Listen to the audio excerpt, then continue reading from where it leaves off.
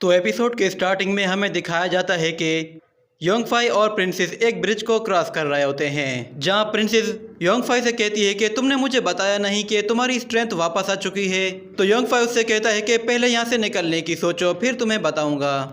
वो लोग आगे बढ़ने लगते हैं, मगर फिर योंगफाई को अचानक कोई सामने नजर आ जाता है, जिस पर वो लोग डर जाते हैं और वहीं रुक जाते हैं।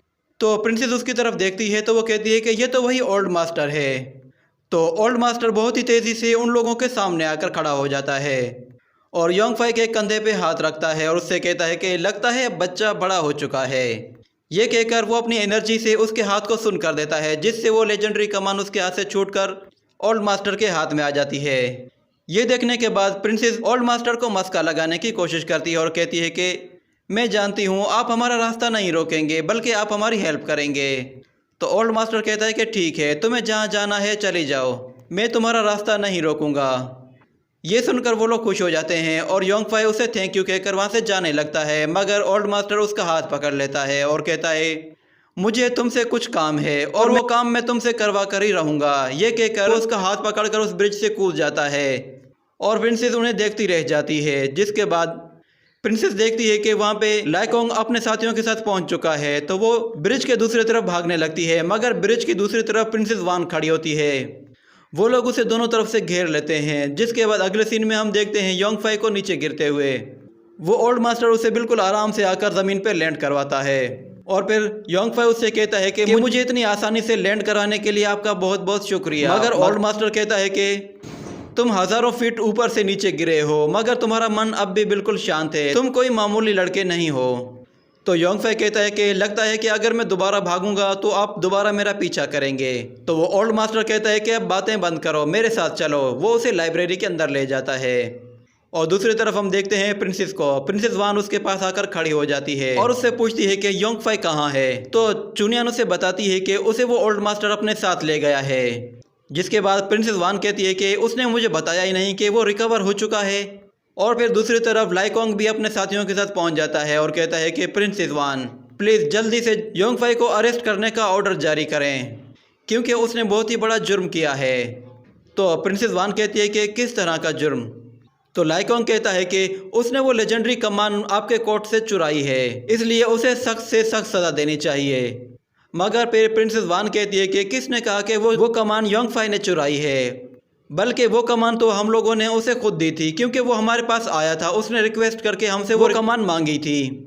और फिर वो अपने उन लेजेंडरी कमान के गार्ड्स की तरफ इशारा करके कहती है कि ये तो गार्ड्स इस बात को प्रूव कर सकते हैं कि वो कमान योंगफाई ने खुद मांगी थी। तो वो गार्ड प्रिंसेस की बात सुनकर उसकी हाँ में हाँ मिलाते हैं और कहते हैं कि हाँ, प्रिंसेस बिल्कुल सही कह रही है, हम लोगों ने खुद वो कमान योंगफाई को दी थी। तो लाइकोंग कहता है कि अच्छा, तो तुम्हारे कोर्ट में बहुत सारा स्मोक फैल गया था और तुम लोग कह रहे थे कि वहाँ से कुछ चोरी हो गया है। ये सुनकर वो गार्ड अपने रेलिक को फौरन से गायब कर देता है और कहता है कि वो चोरी लेजेंडरी कमान की नहीं थी, बल्कि किसी ने मेरा रेलिक चुरा लिया है। ये कहने के बाद लाइकोंग कहता है मुझे पता चला है कि प्रिंसेस चुनियान ने अपने महल से बहुत सारा सोना चुराया है और वो योंगफाई के साथ यहाँ से भागने की तैयारी में थी।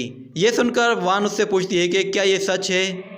तो प्रिंसेस चुनियान थोड़ी देर सोचने के बाद कहती है कि कुछ दिनों के बाद फादर की बर्थडे आने वाली है, इसलिए मैंने सोचा कि मैं अपने लिए कुछ अच्छी सी ज्वेलरी बनवा कर आऊँ, इसलिए मैं योंगफाई को लेकर यहाँ से बाहर जा रही थी।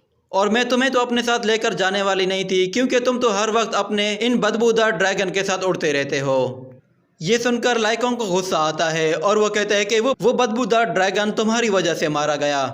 क्या तुम लोग जानते हो कि वो ड्रैगन की सबसे खास स्पीशीज में से एक था, जिसे योंगफाई ने मार दिया है। तो प्रिंसेस चुनियान कहती है कि जो ड्रैगन इंसानों पर हमला करते हैं उन्हें मर जाना चाहिए। जिसके बाद प्रिंसेस वान कहती है कि बस ये मुद्दा यहीं पे ख़त्म करो, मगर लाइकोंग इसके लिए राज़ी नहीं हो रहा था। जिसके बाद प्रिंसेस वान कहती है कि अगर आप लोग एग्री नहीं करेंगे तो इससे हमारी फ्रेंडशिप पर असर पड़ेगा। ये सुनकर लाइकोंग शांत हो जाता है और कहता है कि ठीक है, आप ही सही हैं। तो प्रिंसेस वान कहती है कि बस ये मुद्दा यहीं पे ख़त्म होता है और सब लोग अपने अपने घर जाओ। सब लोग अपने अपने घरों की तरफ रवाना हो जाते हैं। जिसके बाद अगले सीन में हम देखते हैं ओल्ड मास्टर लाइब्रेरी में कुछ नोट्स पढ़ रहा होता है, जो कि उसने योंगफाई से ट्रांसलेट करवाए थे। योंगफाई वहीं पर बैठा एक बुक पढ़ रहा होता है और वो ओल्ड मास्टर से कहता है कि हम लोगों को यहाँ बैठे बैठे 3 घंटे हो चुके हैं। तो ओल्ड मास्टर कहता है कि अच्छा ठीक है, तुम एक कल्टीवेटर हो, इसलिए तुम्हें अपने मन को थोड़ा सा शांत कर लेना चाहिए। तो योंगफाई कहता है कि ये लो तुम अपना आखिरी नोट, तुम्हारा काम अब ख़त्म हो चुका है। तो ओल्ड मास्टर उस नोट को रीड करके देखता है। योंगफाई ने उस नोट को बहुत ही अजीब तरीके से लिखा था, जिस पर वो ओल्ड मास्टर उससे कहता है कि लगता है तुम मुझे नहीं जानते, मगर फिर भी कोई बात नहीं, मुझे जो चाहिए था मुझे वो अब मिल चुका है, इसलिए तुम्हें इस लाइब्रेरी में से जो भी बुक्स चाहिए तुम वो ले जा सकते हो। मगर योंगफाई कहता है कि मुझे उस लाइकोंग के बारे में कुछ बताओ। तो ओल्ड मास्टर उससे कहता है कि वो मार्शल आर्ट का मास्टर है और वो मैजिक को भी अच्छे तरीके से मैनिपुलेट कर सकता है, मगर तुम्हें उससे क्या काम है। तो योंगफाई उसे कोई जवाब नहीं देता, जिस पर वो कहता है कि ठीक है, जो हो गया सो हो गया।